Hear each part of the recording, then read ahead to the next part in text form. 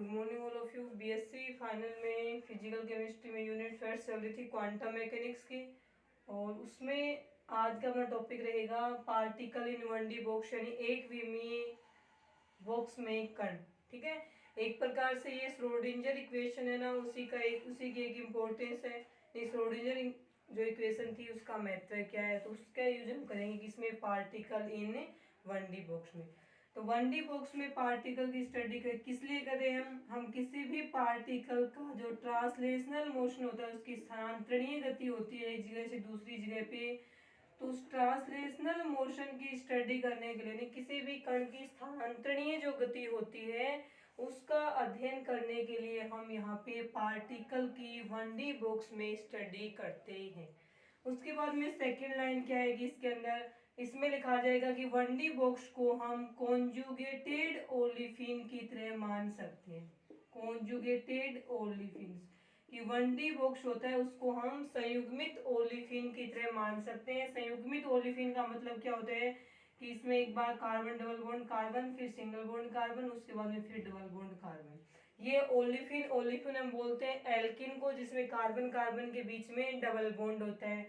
अब इसमें conjugated olefin कैसे होगी है, क्योंकि इसमें संयुग्मन में अल्टरनेटिव क्रम में क्या है, डबल बॉन्ड है। एक बार डबल बॉन्ड, फिर सिंगल बॉन्ड, फिर डबल बॉन्ड, फिर सिंगल बॉन्ड, और उसके बाद वापिस क्या आएगा, डबल बॉन्ड आएगा। तो यहाँ पे ये बोला जाता है कि 1D बॉक्स को हम कॉन्जुगेटेड ओलिफिन की तरह मान सकते हैं, जिसमें पार्टिकल्स, इसमें तो होता है इलेक्ट्रॉन्स, और 1D बॉक्स में होता है पार्टिकल, वो एक ही डायरेक्शन में क्या करता है, मोशन या गति करता है। अब 1D बॉक्स में हम ये मान रहे हैं कि एक पार्टिकल है, वो पार्टिकल अक्ष डायरेक्शन में गति कर रहा है, केवल एक ही डायरेक्शन में। 1D बॉक्स में एक डायरेक्शन में गति करेगा, 2D में दो डायरेक्शन में करेगा, और 3D बॉक्स होगा उसमें पार्टिकल प्रेजेंट है वो तीनों डायरेक्शन एक्स वाई जेड में गति करता है। तो 1D बॉक्स को कॉन्जुगेटेड ओलिफिन की तरह मानेंगे, जिसमें जैसे कॉन्जुगेटेड ओलिफिन के अंदर इलेक्ट्रॉन एक ही डायरेक्शन में गति करता है, उसी प्रकार से 1D बॉक्स में प्रेजेंट पार्टिकल है वो भी एक ही डायरेक्शन में गति करता है। तो यहाँ पे हम मान रहे हैं कि जो 1D बॉक्स है, एक विमीय बॉक्स, उसमें जो पार्टिकल प्रेजेंट है वो एक ही डायरेक्शन यानी अक्ष डायरेक्शन में गति कर रहा है। अब यहाँ पे हम बनाएंगे 1D बॉक्स किस प्रकार से होगा। तो 1D बॉक्स जो है, एक विमीय बॉक्स, उसको 1D का मतलब ये डायमेंशनल है, एक विमीय। ठीक है, अब ये जो एक विमीय बॉक्स बना रहे हैं वो हम इस प्रकार से बना रहे हैं। ये एक विमीय बॉक्स है, इसकी लेंथ 0 से स्टार्ट होकर के स्मॉल l तक है।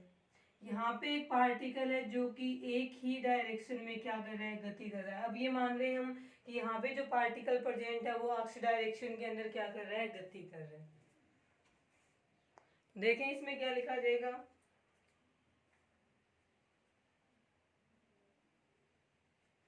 अब यहाँ पे हम क्या मानेंगे कि ये देखने के लिए कि ये जो पार्टिकल प्रेजेंट है इस 1D बॉक्स में, जिसकी लेंथ x इक्वल टू 0 से x इक्वल टू l तक है, ये पार्टिकल्स है वो इस बॉक्स के अंदर कंटिन्यूअस क्या कर रहे हैं, गति कर रहे हैं। इसके लिए हम सपोज क्या करेंगे कि यहाँ पे पोटेंशियल एनर्जी क्या रहेगी, 0 रहेगी। ये जो पार्टिकल्स है उसकी पोटेंशियल एनर्जी यहाँ पे 0 रहेगी। क्यों, क्योंकि इस बॉक्स में जो पार्टिकल प्रेजेंट है वो कंटिन्यूअस गति कर रहा है, एक जगह पे स्थिर नहीं है, तो इसकी स्थिति ऊर्जा क्या हो जाएगी, 0 हो जाएगी। और बॉक्स की बाउंड्री है, ये बाउंड्री कौन सी है, x बराबर 0 भी बाउंड्री है और x बराबर l भी क्या है, बाउंड्री। तो इसकी बाउंड्री पे हम पोटेंशियल एनर्जी को क्या मान रहे हैं, इनफाइनाइट मान रहे हैं। ये बॉक्स के बाहर आउटसाइड की जगह, यहाँ पे भी पोटेंशियल एनर्जी क्या है, 0। तो यहाँ पे हम v क्या मान रहे हैं, पोटेंशियल एनर्जी यानी स्थितिज ऊर्जा इस पार्टिकल की मान रहे हैं। ठीक है, तो यहाँ पे देखो इसमें क्या लिखा जाएगा,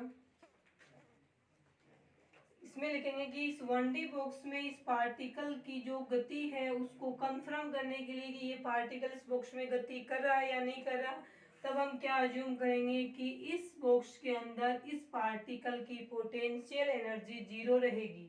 0 रहेगी तभी तो ये क्या माने ये कंटिन्यूअस गति कर रहा है। यदि रुक रहा है ये कहीं पे तो पोटेंशियल एनर्जी वहां पे 0 नहीं होगी। तो पोटेंशियल एनर्जी 0 मान ली, इसका मतलब ये पार्टिकल कंटिन्यूअस यहाँ पे क्या कर रहा है, गति कर रहा है।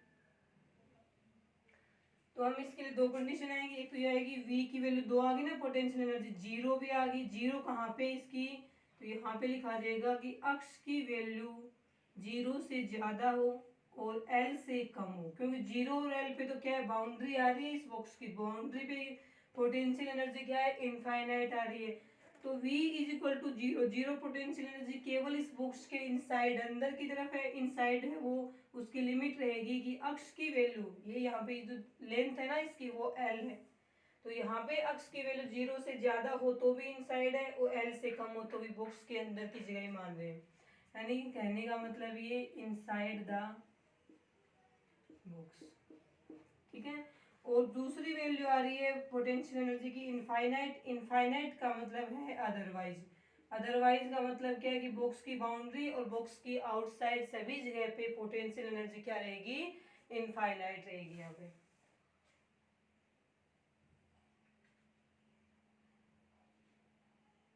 उसके बाद देखिए इसकी लेंथ मान लेंगे हम स्मॉल एल, यहाँ से लेके यहाँ तक। उसके बाद में यहाँ पे लिखा जाएगा Schrödinger wave equation for 1D books, ये पहले लिख चुके हम।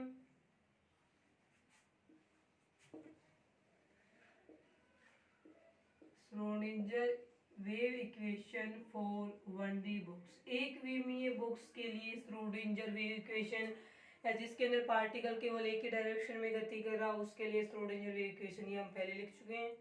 अब इसके अंदर जो पार्टिकल प्रेजेंट है वो केवल एक्स डायरेक्शन में गति कर रहा है, तो इसकी श्रोडिंजर वेव इक्वेशन बनेगी डी स्क्वायर साइन अपॉन में डी एक्स स्क्वायर प्लस में 2m अपॉन में h cut square e minus we x sine is equal to 0, ये रहेगी एक नंबर समीकरण। तो Schrödinger wave equation for 1D box जिसमें पार्टिकल एक्स डायरेक्शन में गति कर रहा है, उसकी Schrödinger wave equation d square sine upon में डी एक्स स्क्वायर प्लस में 2 अपॉन में h cut square. H cut को हमने जो एच अपॉन में 2 पाई है ना उसको एच कट की फॉर्म में लिखा है, E minus we x sine equal to 0, ये रहेगी इस 1D बॉक्स के लिए श्रोडिंजर वेव इक्वेशन। अब इसके भी दो पार्ट बनेंगे क्योंकि इसमें पोटेंशियल एनर्जी की टर्म लिखी हुई है, पोटेंशियल एनर्जी बॉक्स के अंदर तो क्या है, 0 है, बॉक्स की बाउंड्री और आउटर साइड में क्या है, इनफाइनाइट है। तो दो बार बनेगी ये, एक बार तो बॉक्स की बाउंड्री के लिए और आउटसाइड के लिए लिखेंगे इसको हम, और एक बार हम इसको बॉक्स के अंदर क्या रहेगी उस रूप में लिखेंगे।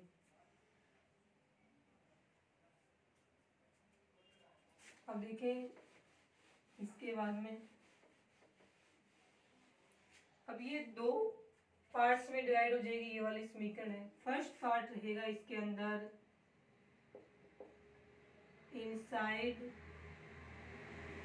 द बॉक्स और सेकंड पार्ट रहेगा इसमें ऑन द बाउंड्री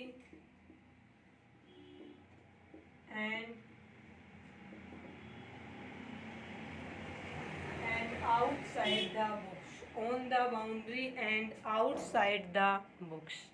अब देखिए इसके अंदर ऑन द बाउंड्री और आउटसाइड द बुक्स, यहाँ पे क्या है, पोटेंशियल एनर्जी इनफाइनाइट है। अभी हमने लिखा था, ये डायग्राम बनाया 1D बुक्स का कि बुक्स की बाउंड्री पे और बुक्स में बाहर चारों तरफ पोटेंशियल एनर्जी क्या है इसकी, इनफाइनाइट है। तो इस समीकरण में यहाँ पे हम इनफाइनाइट रखेंगे तो क्या बनेगी, डी स्क्वायर साइन अपॉन में डी एक्स स्क्वायर प्लस में 2m अपॉन में h cut square e minus में infinite sine is equal to 0। किसी भी चीज में से इनफाइनाइट को माइनस करेंगे तो पूरा इसकी रिजल्ट ही क्या आएगा, इनफाइनाइट। अब इस इनफाइनाइट को इस पे गुणा करेंगे तो भी ये रिजल्ट क्या आएगा, इनफाइनाइट रहेगा। तो इसका सॉल्यूशन रहेगा डी स्क्वायर साइन अपॉन में डी एक्स स्क्वायर प्लस में 2m, सॉरी ये तो इनफाइनाइट बन गया, infinite sine is equal to 0, ये वाला आ गया।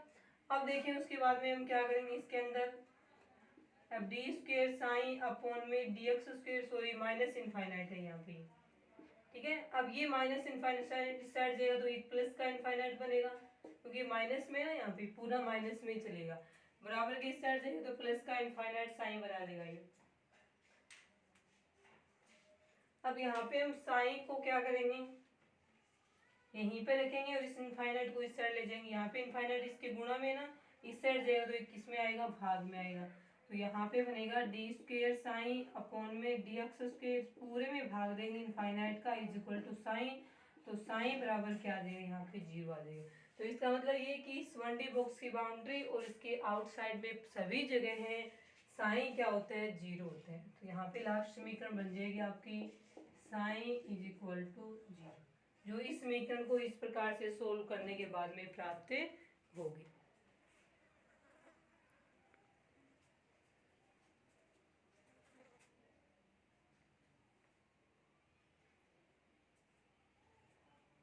ठीक है, ये पूरा सोल्व हो गया, साइन की वैल्यू 0 आ गई। उसके बाद में हम इनसाइड द बॉक्स यानी बॉक्स के अंदर सोल्व करेंगे इसी समीकरण को। तो बॉक्स के अंदर v x potential energy, x direction है तब हम वी एक्स लगा रहे हैं, वी ही है।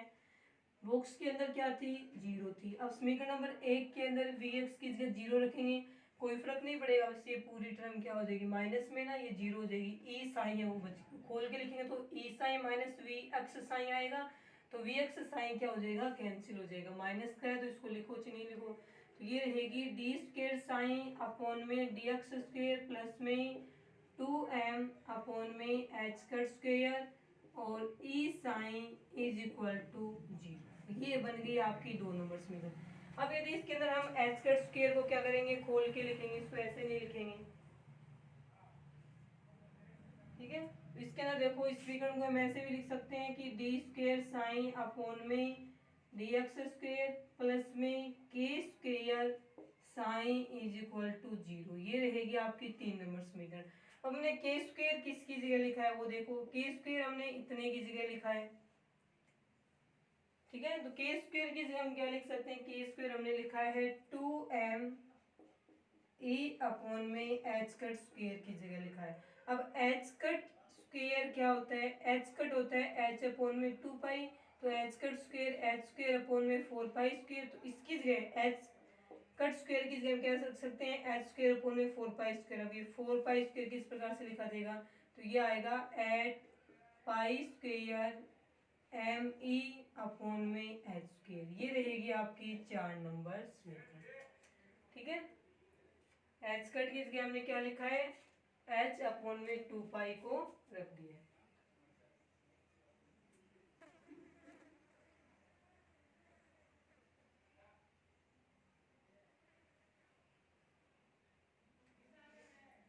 लिख लिया होगा।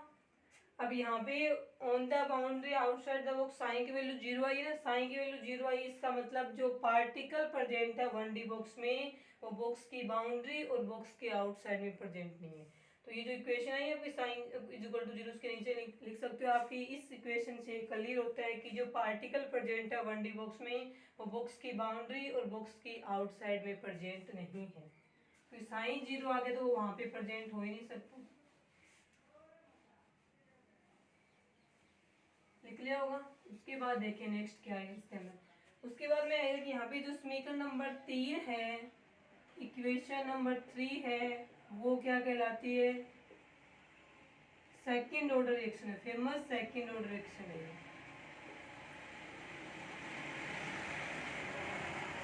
फेमस सेकंड ऑर्डर रिएक्शन तो नीचे लिखा जाएगा इसमें कि समीकरण नंबर 3 एक फेमस सेकंड ऑर्डर रिएक्शन है और जिसको सोल्व करने पे हमें रिजल्ट क्या प्राप्त होगा, sine is equal to a sine k x plus में बी कोस के एक्स। ये हो जाएगी आपकी 5 नंबर समीकरण।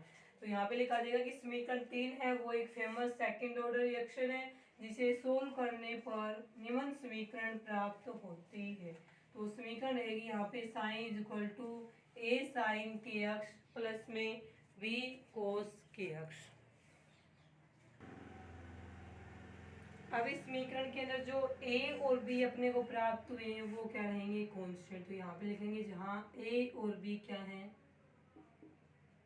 कांस्टेंट। उसके बाद में नेक्स्ट लाइन में क्या आएगा कि अक्ष के अलग अलग मान के लिए साइन के अनेक मान पॉसिबल है, यानी अक्ष की डिफरेंट वैल्यू या विभिन्न मानों के लिए साइन के विभिन्न मान या अनेक मान पॉसिबल है, लेकिन उन सभी में से साइन के वे मान ही एक्सेप्टेबल होते हैं या स्वीकारने योग्य होते हैं जो कि बाउंड्री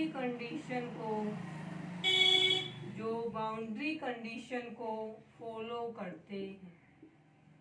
ठीक है, तो नेक्स्ट लाइन लिखी जाएगी कि अक्ष के विभिन्न मानों के लिए साइन के विभिन्न मान संभव है, लेकिन उनमें से साइन के वे मान ही स्वीकारने योग्य होते हैं जो कि बाउंड्री कंडीशन को फॉलो करते हैं। अब इसमें ये बात आती है कि बाउंड्री कंडीशन होती क्या है, तो ये देखिए बाउंड्री कहाँ कहाँ पे, एक तो x इज इक्वल टू 0 पे बाउंड्री है, और x इज इक्वल टू जो l था ना, ऐसे बॉक्स बनाया था 0 और l, तो 0 भी क्या है बाउंड्री है बॉक्स की, और l भी क्या है इस बॉक्स की बाउंड्री रहेगी। तो देखें इसमें क्या आएगा, तो x बराबर 0 बाउंड्री और आउटसाइड द बॉक्स दोनों पे ही साइन की वैल्यू क्या आई थी 0, तो x इज इक्वल टू 0 होगा तब भी साइन 0 होगा, और x is equal to l है, ये भी बाउंड्री है, तो यहाँ पे भी साइन क्या था 0 था। ये दोनों जो कंडीशन है वो क्या कहलाती हैं, बाउंड्री कंडीशन कहलाती है। ठीक है, तो साइन के वे मान ही संभव होंगे जो कि बाउंड्री कंडीशन को फॉलो करेंगे। अब बाउंड्री कंडीशन क्या होती है, तो यहाँ लिखी जाएगी कि x इज इक्वल टू 0 होगा तब भी साइन 0 रहेगा, और x की वैल्यू l रहेगी तब भी साइन क्या रहेगा, इसमें 0 रहेगा। अब इसमें से हम ये जो समीकरण थी समीकरण नंबर 5, इस समीकरण नंबर 5 के अंदर हम क्या करेंगे, फर्स्ट बाउंड्री कंडीशन जो ये वाली है उसको हम क्या करेंगे, इसके अंदर लागू करेंगे, यानी x की जगह 0 लिखेंगे तो साइन की जगह क्या लिखेंगे 0 लिखेंगे। तो यहाँ पे लिखा जाएगा इसके नीचे की फर्स्ट बाउंड्री कंडीशन को समीकरण नंबर 5 पर अप्लाई करने पर, first put up the first boundary condition in equation number 5। तो यहाँ पे समीकरण बनेगी, साइन की जगह 0 लिखना है, तो सबसे पहले साइन है इसकी जगह 0 लिख दिया समीकरण नंबर इससे, a साइन के एक्स, तो a sine k x, x की वैल्यू 0 है, 0 को k से गुणा किया पूरा ही 0 आ गया, प्लस में b कोस 0, यहाँ भी x की जगह क्या है 0 है। अब इस समीकरण में देखो 0 इज इक्वल टू साइन 0 की वैल्यू क्या होती है 0 होती है, लेकिन कोस 0 की वैल्यू है क्या होती है 1 होती है। साइन 0 की जगह 0 आएगा, पूरी टर्म ही 0 हो जाएगी, कोस 0 की जगह 1 लिखेंगे, उस 1 को b से गुणा किएंगे तो ये क्या आ जाएगा इस प्रकार से, तो इसको हम लिख सकते हैं b इज इक्वल टू 0।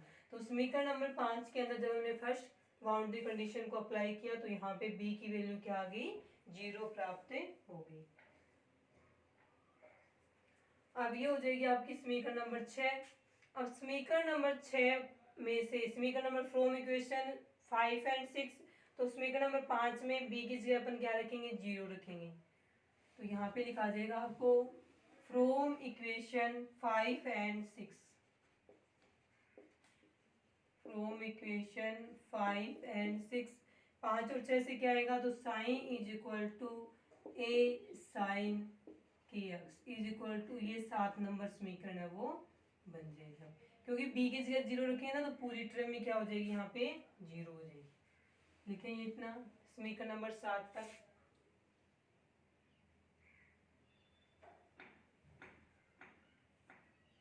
और समीकरण नंबर 7 है वो यहाँ पे 1D बॉक्स की बेस इक्वेशन कहलाती है, 1D बॉक्स, तो यहाँ पे लिखा जाएगा कि समीकरण 7 है वो क्या रहेगी base equation of 1D box, यानी एक विमीय बॉक्स की बेस इक्वेशन कौन सी रहेगी समीकरण नंबर 7। अब ये जो समीकरण नंबर 7 है उसके अंदर हम सेकंड बाउंड्री कंडीशन को लागू करेंगे। सेकंड बाउंड्री कंडीशन ये वाली रहेगी, यानी x की जगह l लिखना है और साइन की जगह 0 लिखना है, तो नीचे लिखो यहाँ पे कि समीकरण नंबर 7 पर सेकंड बाउंड्री कंडीशन लागू करने पर, तो साइन की जगह 0 is equal to a sine k l, क्योंकि x की जगह क्या लिखना है अपने को l लिखना है, तो ये वाली समीकरण प्राप्त होगी। इस समीकरण को हम लिख देंगे 8 नंबर समीकरण, जो कि समीकरण नंबर 7 पर सेकंड बाउंड्री कंडीशन लागू करने में प्राप्त हुई है। अब इसमें नीचे लिखा जाएगा कि के एल के, यहाँ पे इस समीकरण नंबर 8 में के एल के वही मान संभव होते हैं जो कि इस समीकरण से प्राप्त होते हैं। K L is equal to N pi, जहाँ पे एन की वैल्यू 1 2 3 4 आगे कुछ भी हो सकती है। तो उसके नीचे हम लिखेंगे कि यहाँ पे जो समीकरण नंबर 8 प्राप्त हुई है उसके अंदर वो पॉसिबल कब होगी, जब के एल की वैल्यू क्या हो एन पाई के इक्वल हो, जहाँ एन की वैल्यू क्या रहेगी 1 2 3 4 इनमें से कुछ भी हो सकती है।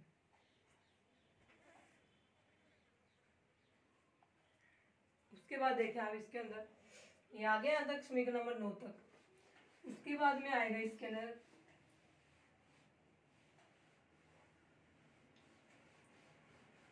एक समीकरण अपने को प्राप्त हुई थी, वो समीकरण नंबर शायद 4 नंबर समीकरण थी, 4 नंबर ही होगी वो समीकरण थी इस प्रकार से कि k square is equal to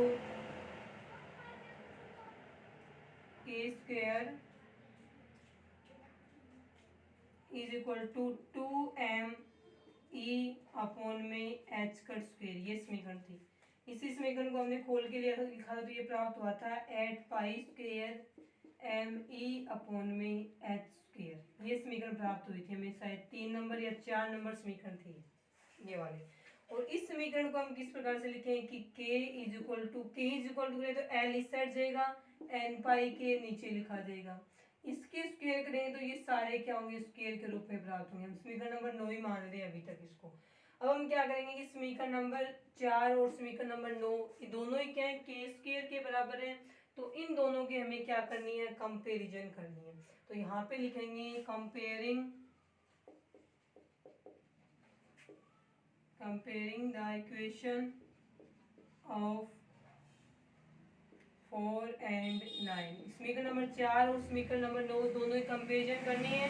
तो दोनों समीकरण ही एक दूसरे क्या है, ये भी के स्क्वायर के बराबर है और ये वाले भी क्या है, के स्क्वायर के बराबर है। तो इसको हम लिखेंगे n square pi square upon में एल स्क्वायर, इसका रिजल्ट, और इसका रिजल्ट के स्क्वायर के बराबर क्या है, 8 pi square m e upon में एच स्क्वायर। अब इन दोनों समीकरणों में क्या कट सकता है वो देखो, इन दोनों समीकरणों में क्या कटेगा, पाई स्क्वायर से ये पाई स्क्वायर कट गया, तो यहाँ पे क्या बचेगा आपके एन स्क्वायर अपॉन में l square is equal to 8m e, यहाँ पे हम ई की जगह या फिर ई एन मान सकते हैं कि एन स्टेट की, यहाँ पे जितनी एन की वैल्यू 0 आएगी तो ये ई 0, 1 आएगी तो ई 1, 2 आएगी तो ई 2, इस प्रकार से रहेगी। और नीचे यहाँ पे हम क्या लिख सकते हैं, एच स्क्वायर। अब हम इसमें ई एन के इक्वल लिखें क्या आएगा, तो ई एन को हम एक साइड में लिखें, बाकी सारे को इस साइड ले जाएं, तो एच स्क्वायर ऊपर लिखा जाएगा, तो n square h square upon में 8m नीचे लिखा जाएगा, तो ये आएगा 8m एल स्क्वायर। ये हो जाएगी आपकी 10 नंबर समीकरण। ठीक है, ये जो समीकरण प्राप्त हुई है वो रहेगी 10 नंबर समीकरण। 10 नंबर समीकरण में एनर्जी निकाल रहे हैं हम, एनर्जी है, तो यहाँ पे इसको लिखेंगे energy eigen equation for 1D box, energy eigen equation for 1D box. एक विमीय बॉक्स है उसके लिए एनर्जी का जो आइगन वैल्यू है या उसके आइगन वैल्यू निकालने की जो समीकरण है वो रहेगी समीकरण नंबर 10। ठीक है,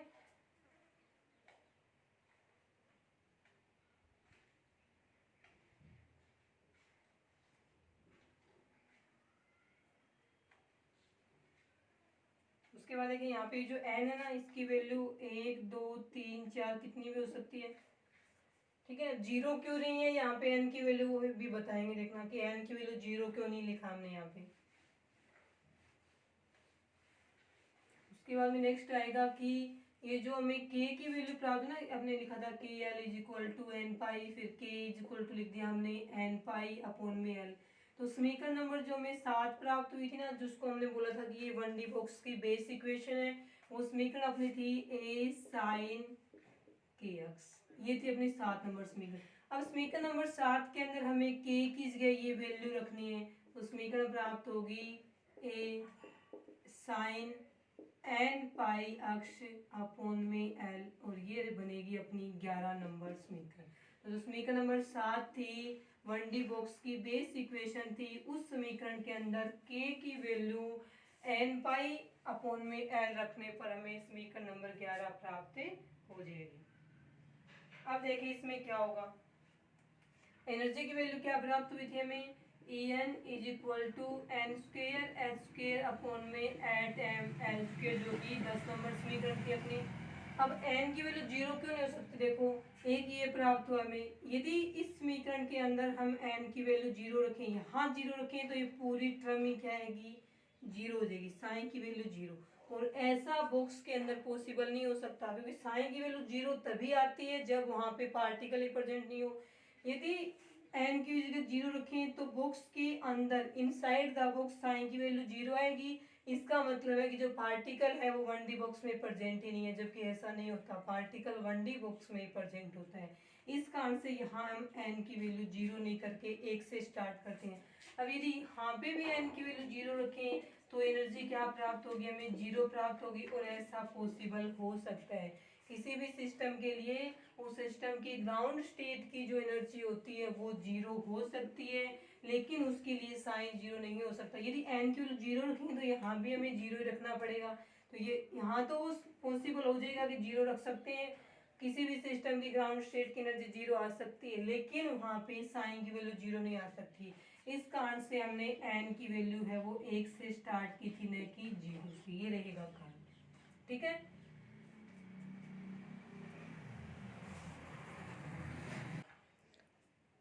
ये 1D बॉक्स था। अब 1D बॉक्स की अपने को क्या करनी है, प्रॉपर्टी देखनी है, प्रॉपर्टी ऑफ 1D बॉक्स। यानी 1D बॉक्स के लिए एनर्जी देखेंगे, 0 पॉइंट एनर्जी या ग्राउंड स्टेट की एनर्जी क्या रहेगी, और 1D बॉक्स के लिए वेव फंक्शन क्या रहेगा, ये सब हमें लिखनी है। तो आप हेडिंग लिखिए, इसी के अंदर है property of 1D box. First रहेगा इसके अंदर normalised wave function, normalised wave function. कोई भी वेव फंक्शन है उसके लिए आवश्यक है कि वो नॉर्मलाइज्ड हो, पर सामान्यीकृत हो। अब 1D बॉक्स का वेव फंक्शन है वो हमें प्राप्त हुआ था कि ए साइन के एक्स था, के की जगह वैल्यू रखने के बाद प्राप्त हुआ था एन पाई एक्स अपॉन में एल। ये था 1D बॉक्स का वेव फंक्शन साइन। अब ये क्या था, ये नॉर्मलाइज नहीं था, तब हमने इसको नॉर्मलाइज करने के लिए क्या किया कि इसको एन एन नॉर्मलाइज कांस्टेंट रखेंगे इसके आगे, और इसके लिए नॉर्मलाइजेशन कांस्टेंट ए होता है। ए की वैल्यू कितनी होती है, इसको हम उल्टा करके यहाँ पे ऐसे लिखेंगे रूट में 1 अपॉन में, और इसको लिख देंगे हम sign n pi x upon में एल। इस पूरे को सोल्व करने के बाद में हमें यहाँ पे जो नॉर्मलाइजेशन कांस्टेंट है उसकी वैल्यू प्राप्त हुई √2πl।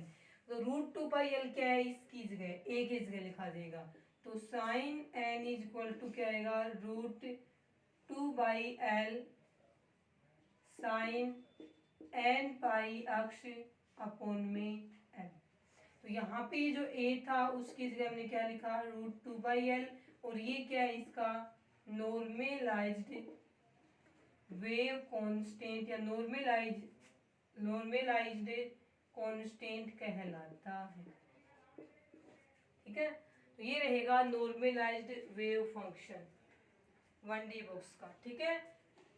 ये वाला ये होता है, उसमें ए की जगह ए नॉर्मलाइजेशन कांस्टेंट होता है, इसका नॉर्मलाइजेशन कांस्टेंट की वैल्यू प्राप्त होती है इसके लिए √2/l। ये इसकी first property normalised wave function. Normalised wave function के बाद सेकंड प्रॉपर्टी रहेगी इसकी ऑर्थोगोनैलिटी, ठीक है। सेकंड प्रॉपर्टी रहेगी 1D बॉक्स की ऑर्थोगोनैलिटी। कल की क्लास में बताया था ऑर्थोगोनैलिटी और नॉर्मलाइजेशन यानी पर सामान्यीकरण, और एक था ये ऑर्थोगोनैलिटी यानी लंबकोणीयता। इन दोनों का मतलब क्या होता है, तो ऐसे बताया था इसका रिजल्ट कि ऐसे हो साइन एन मान लिया और ये साइन एम मान लिया और डी एक्स या डी2 मान लिया, इसका रिजल्ट क्या है, 0 आए। इसका मतलब क्या है कि वो ऑर्थोगोनैलिटी की कंडीशन है, लंबकोणीयता की कंडीशन है। इसमें लिखा जाएगा कि जो 1D बॉक्स होता है वो ऑर्थोगोनैलिटी की कंडीशन को फॉलो करता है। 1D बॉक्स ऑर्थोगोनैलिटी की कंडीशन को फॉलो करता है, जबकि 2D और 3D बॉक्स है वो ऑर्थोगोनैलिटी कंडीशन को फॉलो नहीं करते हैं। फॉलो किस प्रकार से करता है, देखो जैसे साइन फर्स्ट है, इसकी वैल्यू रहेगी इसके अंदर √2/l, एन की जगह यहाँ पे साइन एन होता है ना, √2/l N sign n pi x upon में एल, ऐसे है। इसमें यदि हम n की जगह 1 रखें तो साइन फर्स्ट बनेगा, रूट में 2πl साइन एन की जगह 1 रखेंगे, लिखने का कोई मतलब ही नहीं है, सीधा ये बन जाएगा, 1 नंबर समीकरण बन गई। अब यदि एन की जगह हम 2 रखें, ये तो था एन इज इक्वल टू 1, यहाँ एन की वैल्यू 2 रख दी, 2 रख दी तो साइन 2 बनेगा is equal to root 2 pi l, यहाँ पे भी एन की जगह 2 आएगा, 2 पाई एक्स अपॉन में एल, समीकरण नंबर 2। अब इस समीकरण नंबर 1 और 2 से हम क्या लिख सकते हैं, sine first sine second, first second दोनों, और d x is equal to 0। इसका रिजल्ट 0 आ गया, इसका मतलब ये क्या है कि 1D बॉक्स है वो ऑर्थोगोनैलिटी कंडीशन को फॉलो करता है। यदि यहाँ पे 0 नहीं आके 1 आता तो इसका मतलब है कि ये लंब जो पर सामान्यीकरण होता है नॉर्मलाइजेशन, उसकी कंडीशन को फॉलो कर रहे हैं, तो ये रिजल्ट प्राप्त हुआ है।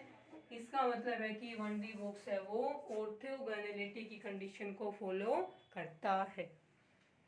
उसके बाद में थर्ड जो इसकी प्रॉपर्टीज है वो रहेगी zero point energy. Zero point energy का मतलब है ग्राउंड स्टेट की एनर्जी। थर्ड प्रॉपर्टी रहेगी इसकी जीरो पॉइंट एनर्जी, यानी ZPE, zero point energy. Zero point energy क्या कहलाती है, ग्राउंड स्टेट की एनर्जी कहलाती है। अब 1D बॉक्स के लिए जो हमने एनर्जी आइगन इक्वेशन निकाली थी वो थी अपनी En is equal to n square h square upon में एट एम एल स्क्वेयर, ये समीकरण प्राप्त हुई थी। और हमने ये भी देख लिया था कि एन की वैल्यू 0 से स्टार्ट नहीं होगी, क्योंकि एन की वैल्यू 0 आने पर साइन 0 आता है, इसका मतलब कि पार्टिकल बॉक्स के अंदर प्रेजेंट नहीं है, जबकि ऐसा पॉसिबल नहीं हो पाता, इसलिए एन की वैल्यू मिनिमम 1 से स्टार्ट होती है। तो सबसे नीचे वाला जो 1D बॉक्स का लेवल रहेगा वो n इज इक्वल टू 1 रहेगा, ये लेवल को बता रहे हैं, n की वैल्यू है वो। n की जगह हम 1 रखेंगे तो यहाँ प्राप्त होगा एक की स्क्वायर, एक ही आएगा, लिखने का कोई मतलब नहीं है, तो वैल्यू प्राप्त होगी अपने को एच स्क्वायर अपॉन में एटम एल स्क्वायर। तो ये जो वैल्यू प्राप्त हुई है हमें एच स्क्वायर अपॉन में एटम एल स्क्वायर एनर्जी की, वो 1D बॉक्स की जीरो पॉइंट एनर्जी कहलाती है। सबसे कम ऊर्जा ये वाली रहेगी। तो ग्राउंड स्टेट की एनर्जी को हम शून्य बिंदु ऊर्जा या जीरो पॉइंट एनर्जी कहते हैं। और for n is equal to 1, zero क्यों नहीं रख सकते ये बताए दिए, तो सबसे कम मिनिमम वैल्यू 1 से स्टार्ट करनी है। n इज इक्वल टू 1 उसका ग्राउंड स्टेट है, ग्राउंड लेवल है, तो उसी की एनर्जी यहाँ पे जीरो पॉइंट एनर्जी कहलाती है। एक नंबर में पूछा जाए ना 1D बॉक्स की शून्य बिंदु ऊर्जा लिखिए, तो समीकरण ये वाली रहेगी। आगे समझ में? ठीक है, इसी के साथ में यूनिट कंप्लीट हो गई। नेक्स्ट यूनिट है वो कल से स्टार्ट करें।